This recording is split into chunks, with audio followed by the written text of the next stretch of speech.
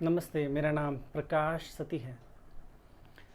अर्जुन श्री कृष्ण से बोलते हैं, हे भगवान, हे श्री कृष्ण, आप जब कर्म से ज़्यादा ज्ञान को महत्व देते हैं, जब आपको कर्म से ज़्यादा ज्ञान प्रिय है, तो मुझे इन भयंकर कर्मों में क्यों डालते हैं। ये है अध्याय 3 और श्लोक पहला, चैप्टर 3 फर्स्ट श्लोक। ठीक है, चैप्टर 3 श्लोक सेकंड में अर्जुन श्री कृष्ण से बोलते हैं, हे श्री कृष्ण, आप मुझे मिले जुले वचन क्यों बोलते हैं, इससे मेरी बुद्धि जो है मोहित हो जाती है। आप मुझे कोई एक ज्ञान का मार्ग क्यों नहीं बताते, आप मुझे ऐसा कोई मार्ग क्यों नहीं बताते जिससे मेरा कल्याण हो सके। यहाँ जो कल्याण की बात कर रहे हैं वो उनका मतलब है संन्यास। और इससे पहले श्लोक में जो अर्जुन बोल रहे थे श्री कृष्ण से, वो यही बोल रहे थे कि आपको जब ज्ञान प्रिय है कर्म के मुकाबले, तो आप मुझे इन भयंकर कर्मों में डाल रहे हैं। वो यहाँ पर भी युद्ध से भागने की बात करते हैं, मगर हम श्री कृष्ण इसका उत्तर क्या देते हैं। ये जो वीडियो है ना, ये संन्यास के ऊपर है कि जितने भी साधक हैं वो संन्यास लेना चाहते हैं। अब मैंने तो इसके ऊपर बता दिया कि संन्यास क्या है, किस प्रकार से ये घटित होता है या ग्रहण होता है या लिया जा सकता है। तो मगर गीता क्या बोलती है, भगवान श्री कृष्ण क्या बोलते हैं इसके बारे में। जब अर्जुन इस तरह की बातें करते हैं तो श्री कृष्ण क्या बोल रहे हैं वो मैं आपको बता रहा हूँ। तो अर्जुन की वाणी आपने सुन ली, वो जो क्या बोल रहे हैं। तो अब श्री कृष्ण इसका उत्तर क्या देते हैं वो समझिए। अध्याय 2 श्लोक 41, मतलब चैप्टर 2 एंड श्लोक 41। तो यहाँ श्री कृष्ण क्या बोल रहे हैं अर्जुन से, जो स्थिर बुद्धि होती है, जो दृढ़ निश्चय संकल्पित बुद्धि होती है, वो तो एक ही होती है। मतलब जो बुद्धि है वो संकल्पित एक ही है, मगर जो विवेकहीन लोग हैं, जो ना समझ लोग हैं, जो ना समझ है, उनकी बुद्धि दृढ़ निश्चय नहीं होती, संकल्पित नहीं होती। उनकी बुद्धि में भेद होता है, अनंत भेद होते हैं उनकी बुद्धि में। तो यहाँ पर श्री कृष्ण बोल रहे हैं। उसके बाद श्री कृष्ण बोलते हैं चैप्टर 3 और श्लोक नंबर 3, उसमें श्री कृष्ण बोल रहे हैं कि इससे पहले मैंने कर्म योग और ज्ञान योग के बारे में बताया। यहाँ पर वो क्या बता रहे हैं, कर्म और योग और ज्ञान योग के बारे में बताया कि कर्म योग जो है, जो कर्म योग है वो संसारिक लोगों के लिए, ज्ञान योग लोग उनके लिए जो ज्ञानी हैं। अब ये ज्ञानी से उनका मतलब है वैज्ञानिक तरह के लोग जो खोजबीन करते हैं, अपने अंदर खोज रहे हैं, तो उनके लिए ज्ञान का मार्ग है। मगर जो संसारिक लोग हैं, जो शादी कर रहे हैं, नॉर्मल तरीके से रह रहे हैं, मतलब ऐसा नहीं कि जो ज्ञानी है वो शादी ना करे। यहाँ पर बोल रहे हैं जिनका जो मैक्सिमम समय व्यापार करने में, बच्चे पालने में, इन चीज़ों में लग जाता है, वो कर्म योगी होगा एक तरीके से। और जिनका ज़्यादा करके समय किस चीज़ में जा रहा है, खोज में जा रहा है। उन्होंने भी शादी की होगी, उनके बच्चे होंगे, मगर उनका समय कहाँ है, ज्ञान की तरफ है, खोजबीन में है, अपने अंदर खोज में। तो ये उन्होंने बता रखा है। अब यहाँ पर जो अर्जुन बोल रहे थे कि आप मुझे मिले जुले ज्ञान की दे रहे हैं, इससे मैं कंफ्यूज हो रहा हूँ, बोले थे ना वो। और उन्होंने बोला कि मुझे आप एक मार्ग बता दें। देखो, युद्ध के मैदान में अर्जुन खड़े हुए हैं। अर्जुन युद्ध के मैदान में खड़े होके जब कोई व्यक्ति युद्ध के मैदान में खड़ा होगा, वो गप्पे तो मारेगा नहीं, बात तो करेगा नहीं। अगर वो सवाल जवाब कर रहा है कोई व्यक्ति वहाँ पर खड़े होकर युद्ध के मैदान में, इसका मतलब वो युद्ध नहीं करना चाह रहा। अगर युद्ध नहीं करते तो क्या रास्ता बचता है अर्जुन के सामने। अगर अर्जुन युद्ध नहीं करते तो उनकी फैमिली के सामने एक ही रास्ता बचता है, वो संन्यास। संन्यास कौन सा वाला संन्यास, त्याग, पूर्ण त्याग, संसार को ही त्याग देना। तो कोई रास्ता नहीं, कहीं किसी गुफा में चले जाना जहाँ पर दुनिया से कोई लेना देना ना हो, मतलब संसार से कट जाना, बस एक ही मार्ग बचता है। क्योंकि यहाँ पर जो दुर्योधन है, जो उनकी विपक्ष में है, वो उन्होंने निर्णय ये लिया है कि वो उनको सुई जो है ना, सुई की नोक जितनी भी जगह स्थान नहीं देंगे इस धरती पे। तो सीधी सी बात है, वो कुछ नहीं कर सकते, सर्वाइव नहीं कर सकते कैसे भी। और जो एक राजा हो, जिसका नाम इतना हो, ख्याति इतनी हो, जब वो इस तरीके से युद्ध छोड़ देता है ना, तो उस पे से सबका भरोसा खत्म हो जाता है, उसका मान सम्मान भी खत्म हो जाता है, रिस्पेक्ट खत्म हो जाती है। तो उसके लिए वैसे भी उसके सामने अगर उसको जगह मिल भी जाए तो उसके लिए कोई रास्ता बचता नहीं है कि कहीं जाए, उसका रास्ते सब बंद हो जाते हैं।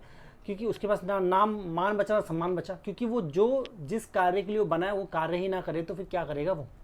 ठीक है, तो वो यहाँ पर संन्यास की बात कर रहे हैं। वो डायरेक्टली इनडायरेक्ट वो यही बोल रहे हैं कि मैं मुक्ति के मार्ग पे, जैसे मेरा कल्याण होने से, कल्याण कैसे हो, मुक्ति कैसे होगी, वो जिस मुक्ति की बात करें, युद्ध तो कर नहीं दे, युद्ध वो करना नहीं चाह रहे, युद्ध करेंगे तो कुछ बचेगा नहीं, राजपाट चलाने के लिए बचेगा नहीं, कुछ नहीं चलाने बचेगा।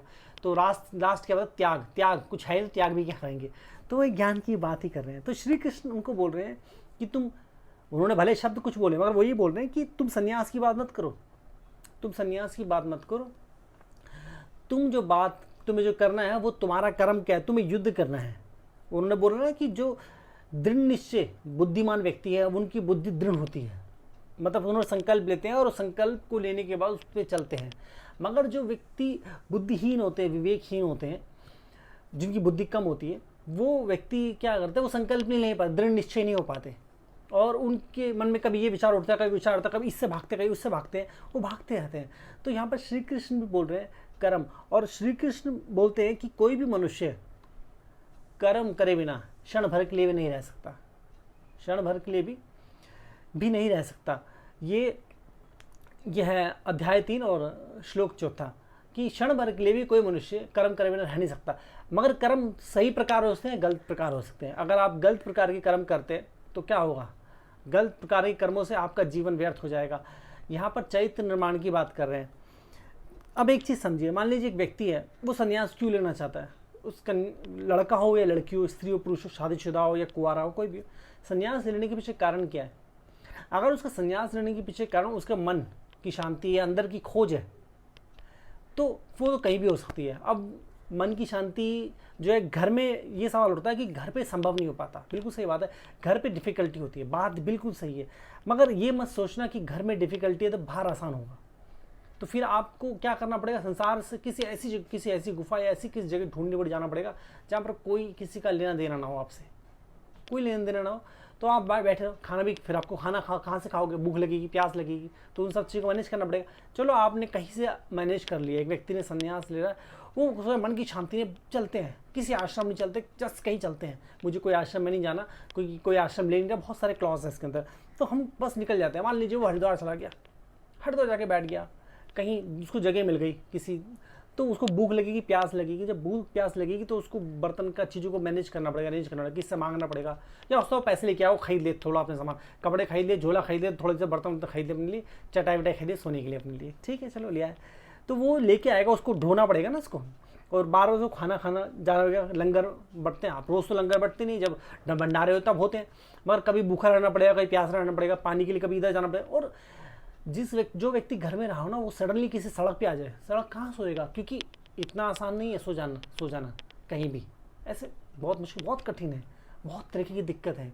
विचार करना अलग है और ऐसा जीवन जीना अलग है। ये तो मनुष्य किसके लिए, पुरुष के लिए होगा। अब स्त्री को ये करना पड़ जाए तो कैसे करेगी, अब वो ये तो बहुत मुश्किल है। तो ये क्या है, ये आपको कहीं नहीं पहुँचाएगा। मगर हो सकता है ऐसे कुछ आश्रम जो कि हैं, ऐसे बहुत आश्रम है। अब उन अगर उस आश्रम में जाते हैं, देखो कई मैंने बताया आश्रम में क्या होता है, वो तो आप पिछले वीडियो आप देख सकते हैं। मगर अभी मान लीजिए कोई आश्रम आपको मिल जाता है अच्छा, मगर अगर आश्रम आपको मिलता है ना, आश्रम जो होते हैं ना बहुत अच्छे भी होते हैं और कई तरह की चीज़ होती है। आश्रम में आपको क्या करना पड़ता है, वही संसारी चीज़ें करनी पड़ती हैं।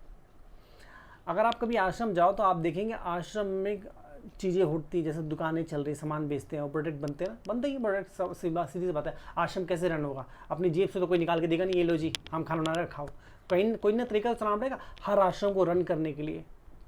कब तक लोग आपको खिलाएंगे बिठा के फ्री में, कोई नहीं खिलाता, किसी में इतना समय नहीं, इतना पैसा है भी नहीं, इतना कोई खर्चा नहीं करता। तो आश्रमों में दुकानें चलानी पड़ती हैं, वहाँ सफाई करनी पड़ेगी, अब वो आपसे साधना करवाएंगे। आपको मन की शांति, जब साधना करूँगा जबरदस्ती, एक होती है साधना मन से करना, एक होता है जबरदस्ती सुबह 4 बजे उठा देंगे साधना करो। ये तो मैंने बहुत आसान बता रहा हूँ, बहुत आसान, मगर बहुत आश्रम बहुत कठोर होते हैं, पता नहीं आपको। सुबह 4 बजे उठा देंगे साधना करो, ठीक है, दुकान में बैठ जाओ, कभी यहाँ सफाई करो, कभी कोई डांटेगा कभी कोई डांटेगा, अब की कोई परवाह नहीं करेगा। या तो फिर आप ऐसा कर सकते हैं, क्या कर सकते हैं कि बहुत पैसा कमा लीजिए और अपने लिए आश्रम बना लीजिए और अपने पैसे खर्च, फिर उसके लिए काम करना पड़ेगा।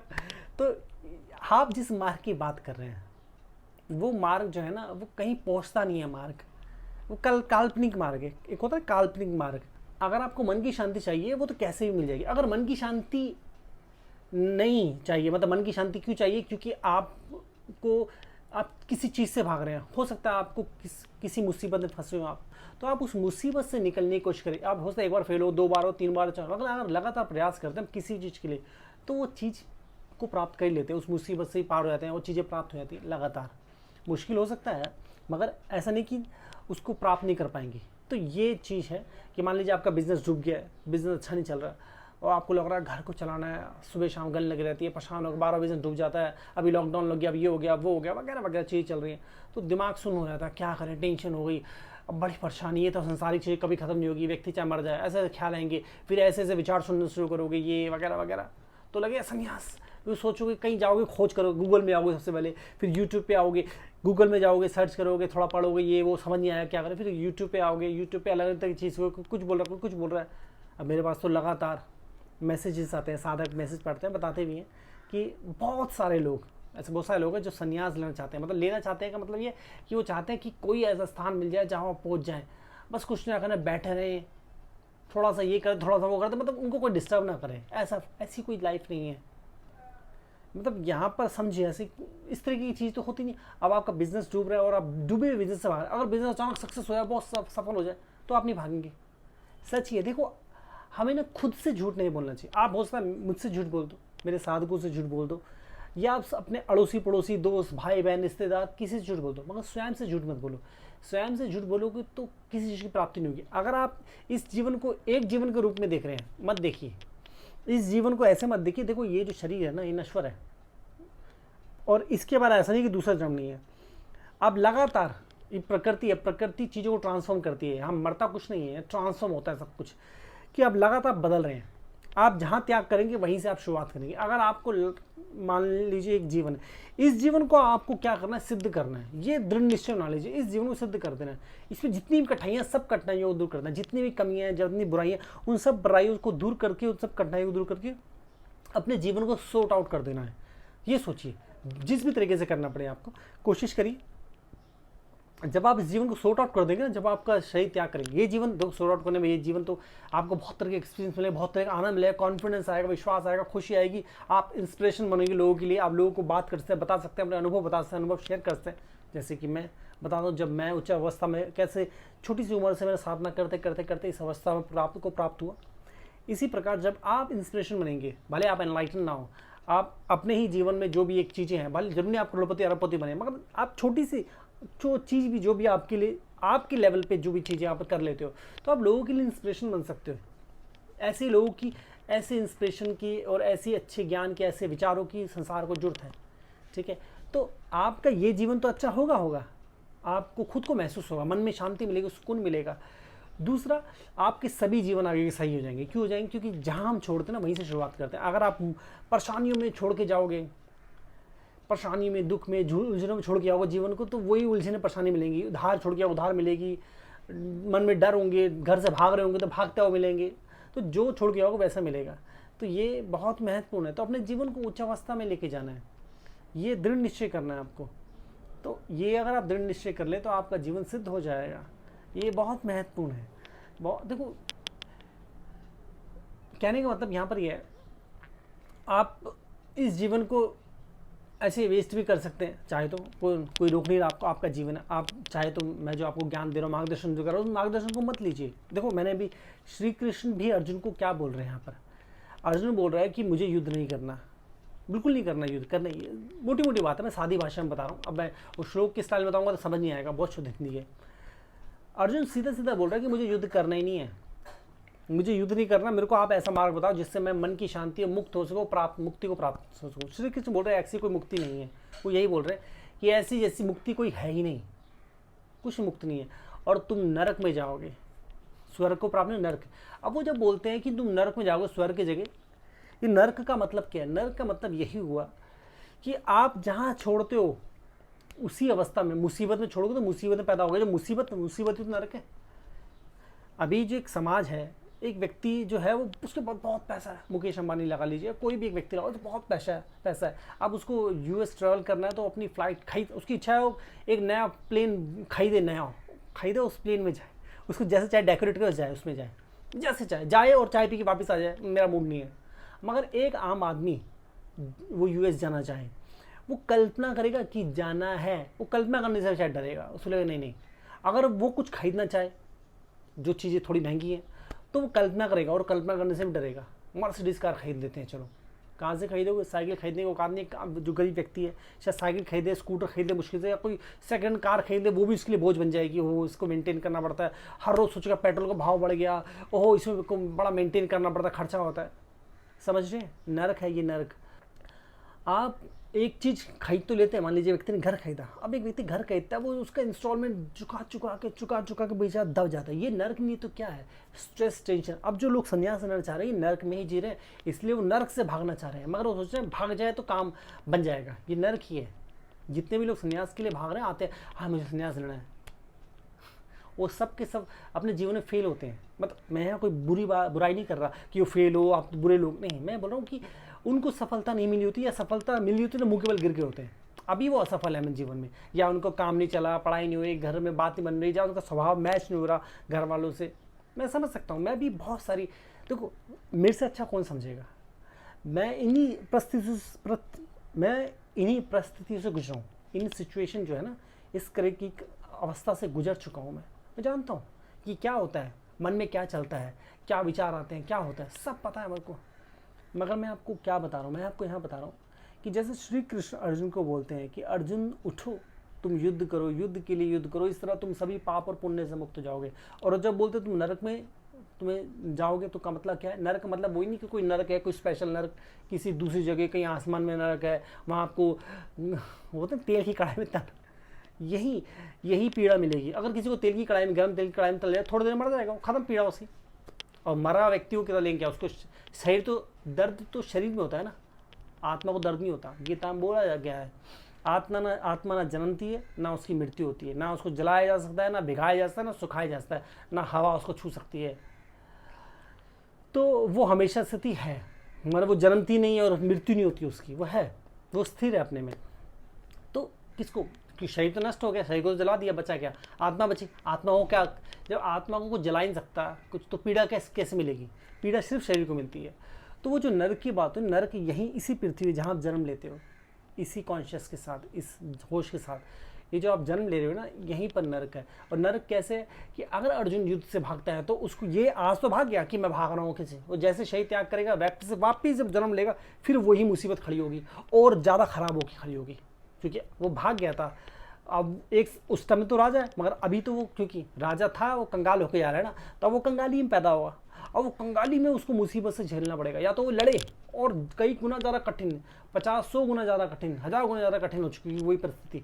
तो गिरेंगे, जितना नीचे गिरेंगे उतना नीचे गिरते जाएंगे। अगर आप उठने की कोशिश करो, फर्क नहीं पड़ता। देखो आपको दुनिया के सबसे अमीर आदमी नहीं बनना, आप अपने जीवन को क्या करिए, सीमित कर दीजिए।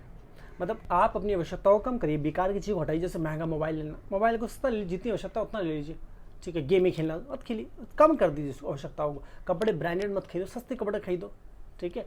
सस्ते कपड़े खरीदो, उसको सही तरह पहनो, सही तरह चलाओ, अपनी आवश्यकताओं को कम कर दो। आप कम पैसे में भी अच्छा जीवन चला सकते हैं। घर खरीदने के लिए मत सोचो कि घर खरीदना तो वैसा होगा ऐसा होगा। अगर घर है तो उसको सिंपल तरीके से बनाओ, सिंपल मतलब लाइफ को कोशिश करो। देखो मैंने बोला एग्जैक्टली सबकी लाइफ ऐसी होगी, मगर अगर अपने खर्चों और अपनी चीज़ों को अगर आप कम करो, ध्यान से कम करते, मतलब जितनी आवश्यकता उतना करें। मैंने बोला खाना पीना बंद कर दे, खाना पीना खाएं, अच्छा खाएंगे तभी शरीर अच्छा रहे। खाना अच्छा खाएं, अच्छे से, मतलब महंगा नहीं, ब्रांडेड नहीं, ये नहीं कि आप पैकेट खोले और उसमें से खाएँ खाइए महंगे। अच्छा खाएं, अपनी आवश्यकताओं को कम कर दो तो उससे बोझ कम हो जाएगा। अपने बोझ को हटाओ, जो सरदर्दी पाली हुई हैं, 4 घर लिए हुए हैं और 2-2 कारें ली हुई हैं, उनको घटाओ, सीमित कर दो। थोड़ा पैदल चलो, साइकिल में चले जाओ, स्कूटी में चले जाओ, थोड़ी धूप लगे, काले तो जाओ, क्या हो गया? अरे जब पूरा का पूरा आप संन्यास लेना चाहते हो तो क्या करोगे इस गोरे रंग का? क्या फ़र्क पड़ता है आप गोरे हो काले हो, जो मिला उससे संतुष्ट हो जाओ। ज़्यादा की मनोकामना करते हो, आपको भागना क्यों पड़ता है? पहले आप मनोकामना करते हो इतनी बड़ी, बहुत ऊपर की, और फिर जब वो पूरी नहीं होती तो यहाँ पर तो आप थे नहीं, क्योंकि आप यहाँ थे, तो फिर लगता है हाँ बेकार है सब कुछ। अरे अगर आप यहाँ पर हो तो थोड़ा और नीचे आओ। मतलब ये नहीं बोला ग्रोथ को मत, अगर आपको ग्रोथ की तरफ अगर जाना है, मगर मैं किसके लिए बता रहा हूँ? देखो व्यक्ति का स्वभाव होता है। एक व्यक्ति को शांति कुटिया में बैठने में अच्छा होता है, मगर दूसरा बोलता नहीं मेरे को प्रगति करनी है, मेरे को राजा बनना है, मेरे को इलाके जीतने और करना है, तो उसके लिए अलग तरीके का ज्ञान होगा। मगर जिस व्यक्ति को शांत होना है तो वो अपने जीवन स्तर को, जो स्तर है, मतलब स्तर का मतलब ये है कि जो फालतू की व्यर्थ की चीज़ें जो उसने बढ़ा रखी है उसको हटा के यहाँ आ जाए वो। अगर आप यहाँ बैठ के सोचोगे कि मैं कर दूँ, अपने स्तर क्षमता यहाँ की है, पहुँचो यहाँ पर, समझ रहे हो ना, क्षमता आपकी इतनी है कि आप इतना कर सको, मगर आपके विचार इतने हैं और यहाँ पर खड़े हो जाओगे और फिर कहाँ कर पाओगे। तो इसलिए यहाँ की क्षमता है तो यहाँ पर आओ, अपने अवस्था को कम करो, मतलब इतना करो कि जितना है उतने में चल जाए, और चीज़ों को इस तरह करो कि आपका जीवन उसमें समझ जाए। देखो मैं एक वीडियो में सब कुछ नहीं बता सकता, बहुत सारी चीज़ें कि आप अपने जीवन को कैसे सॉर्ट आउट कर सकते हैं, कि आप बिजनेस करें, जॉब करें, कुछ भी करें, हर तरीके से। तो कहने का मतलब ये है, जो संन्यास है, अगर आप गीता के दृष्टिकोण से भी देखेंगे तो आपको यही पता लगेगा कि संन्यास क्या है। ठीक है, संन्यास क्या है, और संन्यास भागने का मतलब नाम नहीं है, त्यागने का नाम नहीं है। ठीक है, त्याग तभी किया जा सकता है जब आपने उसको प्राप्त कर लिया। अर्जुन अगर उस सभी चीज़ों को प्राप्त कर ले, उसके बाद वो अपना राजपाट सौंप की जाए किसी सही रिस्पॉन्सिबल राजा को, तो ठीक है, वहाँ उसने विजयी हो गया है। वो तभी तो त्याग कर सकता है जब उसका है, जब उसका है तो त्यागे क्या। तो अर्जुन उसकी त्याग की बात करो जो है नहीं, तो आप उस त्याग की बात करो जो आपके पास है नहीं। ठीक है, आप सोच रहे हो मैं अपनी जॉब त्याग के जा रहा हूँ, बड़ी जॉब है, जॉब इसलिए त्याग रहे हो कि आप संभाल नहीं पा रहे। जिस दिन आप संभाल लो, आप बिल्कुल कंफर्टेबल हो, तब त्याग करो उसका। उसमें सब कुछ सॉर्ट आउट कर चुके हो, आप कंफर्टेबल हो, बिल्कुल आरामदायक हो, हाँ ठीक है कोई दिक्कत नहीं, तब त्याग करो। तो माना भी जाए कि आप ज्ञान को प्राप्त होना चाहते हो, या आप जो भी संन्यास, तब त्याग। वो त्याग नहीं जो आपके सर, देखो जब हमें सुई चुभती है हम उठ के अपने आप ही भाग जाते हैं, इसमें किसी को बोलने की जरूरत नहीं पड़ती। किसी ने आपको छुट्टी मारेगा तो आप कूद के उधर बैठ जाओगे। अगर आप जब कंफर्टेबल बैठे हो तब अपनी जगह बदलना, अपने कंफर्ट जोन से बाहर जाना, ये होता है त्याग। ये नहीं कि आप अनकंफर्टेबल थे तो उठोगे, धूप लग रही है भाग जाओ, वो लोग भागेगा ही व्यक्ति, सीधी सी बात है। छाया में नहीं भागेगा, छाया में बैठा आराम से, जब पैसे आ रहे हो, सब कुछ सही चल रहा हो, तो कोई जाएगा नहीं। देखो मैं ये नहीं बोल रहा कि आप कोई बहुत गलती कर रहे हो, पाप कर रहे हो, नहीं, मैं ऐसे इतना कह रहा हूँ कि आप सही तरीके से कर सकते हो, चीज़ें बहुत सारी हैं। तो जहाँ पर गीता में भी श्री कृष्ण चरित्र निर्माण की बात करते हैं, चरित्र निर्माण की बात है, चरित्र निर्माण जो है सबसे महत्वपूर्ण है, वो उससे आपका जीवन सिद्ध होता है, उच्च अवस्था को आप प्राप्त होते हैं। चरित्र निर्माण बेहद महत्वपूर्ण है। तो बौद्धिक विकास करना है, मतलब मानसिक विकास। अगर आप चाहते हैं आपकी प्रॉब्लम सॉर्ट आउट जाए, तो सॉर्ट आउट प्रॉब्लम करने के लिए बुद्धि का विकास होना बहुत जरूरी है। अगर आपका बौद्धिक विकास नहीं हो रहा, बुद्धि का, दिमाग का, माइंड का विकास नहीं हो रहा, माइंड अपग्रेड नहीं है आपका, तो आप छोटी छोटी चीज़ों में उलझे रह जाएंगे, चीज़ें समझ नहीं आएगी आपको।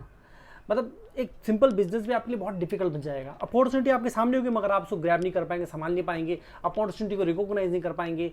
ये सिर्फ यहाँ तक नहीं, बिजनेस तक सीमित नहीं है, या आपकी पढ़ाई, अगर आप पढ़ाई करें तो पढ़ाई में भी ऐसे ही है, पढ़ाई में इंप्रूव होना है, या आपको जॉब के लिए जा रहे हैं, कौन सी जॉब करनी चाहिए, कौन सा प्रोफेशन ज्वाइन करनी चाहिए, ये यहाँ तक नहीं है। अगर आप कोई रिलेशनशिप में, उस रिलेशनशिप को कैसे आगे बढ़ाना है, कैसे चलाना है, वो उसके लिए कहने का मतलब है ये सभी चीज़ें, बुद्धि का विकास होता है। तो उस विकसित बुद्धि से, सूक्ष्म चीज़ों को देखने की क्षमता से आप कुछ भी प्राप्त कर सकते हैं। जैसे अब स्टीव जॉब ने जो किया वो कोई भी कर सकता था, मगर नहीं किया ना, उन्होंने ही किया। अब लोग भले बोल दे कि वो आइडिया चोरी करता, ऐसा, उससे फर्क नहीं पड़ता। कोई व्यक्ति आपके सामने एक आइडिया, दूसरे के सामने भी आइडिया है, मगर एक व्यक्ति ने उस आइडिया से बिलियंस ऑफ डॉलर कमाए, दुनिया की सबसे बड़ी कंपनी ना दी एक तरीके से। अगर आप होती तो होती, तब भी लगभग हो ही गई थी। और ऐसा प्रोडक्ट बनाए जिस प्रोडक्ट को लोग वर्शिप करते हैं, पूजा करते हैं।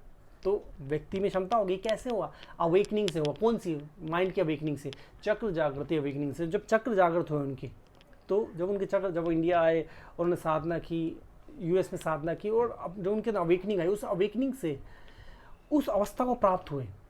ठीक है, इसी तरीके से चाणक्य थे, उनके अंदर जब साधना करके उच्च अवस्था को पहुँचे, उनके अंदर अवेकनिंग आई, तो उन्होंने भारत को अखंड भारत बनाया। और आज तक द्वारा, उसके बाद द्वारा कोई भारत वैसा हो नहीं सका। सोने की चिड़िया थे, भारत बहुत शक्तिशाली था, लिमिटलेस पावर थी भारत के पास। तो कहने का मतलब है चक्र जागृति बहुत संभावना है। एक व्यक्ति चाणक्य होता है उसी चक्र जागृति से। अगर आप मूलतः चक्र जागृत कर लो, संभावना लिमिटलेस है। एक व्यक्ति चक्र जागृति से चाणक्य होता है, एक दूसरा व्यक्ति स्टीव जॉब होता है। मतलब ये नहीं बोला कि आप स्टीव जॉब ही होंगे, हो सकता है आपकी गुण क्या है, आपको क्या चाहिए, आप वो हो जाएंगे। या होता है आपके अंदर दोनों मिश्रित गुण हो, ये भी होता है। या एक व्यक्ति प्रकाश सती हो सकता है। ठीक है, तो कहने का मतलब ये है, ये चक्र जागृति कोई साधारण चीज़ नहीं है, असाधारण है, अपने में बहुत बड़ी चीज़ है। मतलब आप इस अपने चक्र को अवेकन करिए, वो वैसी लाइफ लिव कर सकते हो जो अकल्पनीय हो सकती है दूसरे के लिए। तो मस्तिष्क को अपग्रेड करने की कोई सीमा नहीं होती, कोई सीमा नहीं होती। आप जितना इस पर कार्य करेंगे सही प्रकार से, तो उसकी सीमा लिमिटलेस है।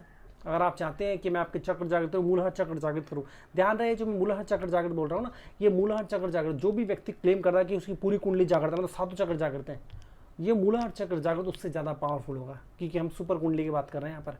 ठीक है, उसके बाद दूसरा और तीसरे चक्र तक व्यक्ति सीमा है। इस अगर आपको चक्र जागृति के बारे सुना है, इस विषय में मैंने बहुत डिटेल में बोला हुआ है, आप जा सकते हैं। तो चक्र जागृति बहुत महत्वपूर्ण है, ठीक है। इसके अलावा और भी सेशन है, माइंड पावर, ठीक है, और भी कुछ सेशन है। जन्म कुंडली के सेशन, जन्म कुंडली में क्या होता है, जन्म कुंडली में आपकी सभी प्लैनेट की देखा जाता है पोजीशन क्या है, कहाँ पर आपके सब ग्रह बैठे हुए हैं, और उसके अकॉर्डिंगली आपका स्वभाव क्या है, आपकी कमियाँ क्या है, आपकी खूबियाँ क्या हैं, कौन कौन से तत्व हैं, गुण हैं जो आपको गिराते हैं, उठाते हैं, क्या चीज़ें जिससे आप 99 पॉइंट पे आके फेल हो जाते हैं। मतलब 99% चीज़ें हो गई मगर फिर भी फेल हो गए वहाँ पर आके। तो कहने का मतलब ये है, संभावना लिमिटलेस है। जन्म कुंडली का सेशन हो, ये भी प्रेशस है, बहुत प्रेशस है। और ये मैं चक्र जागृति, तो इस सेशंस को बुक करने के लिए आपको क्या करना है, नीचे दिए गए वेबसाइट लिंक में आप जाएँ और वहाँ पर अपना सेशन बुक करें, ठीक है। चक्र जागृति अपने आप को उस उच्च अवस्था में ले। इसके अलावा हमारे बुक के फ्यूचरिस्टिक गीता जो हिंदी इंग्लिश दोनों भाषा में केवल और केवल हमारी वेबसाइट में मिलती है। ये जो बुक है ना, 21 साल की साधना के बाद जब मैं एनलाइटमेंट को प्राप्त हुआ था तब लिखी गई। ये कोई साधारण बुक नहीं है, असाधारण है। तो गलती से भी गलती न करें इसको चूकने की, सभी को पढ़नी चाहिए। बहुत प्रेशियस बुक है ये भी बुक, जैसे होता है हमारी बुक वेबसाइट में मिल जाएगी आपको, ठीक है।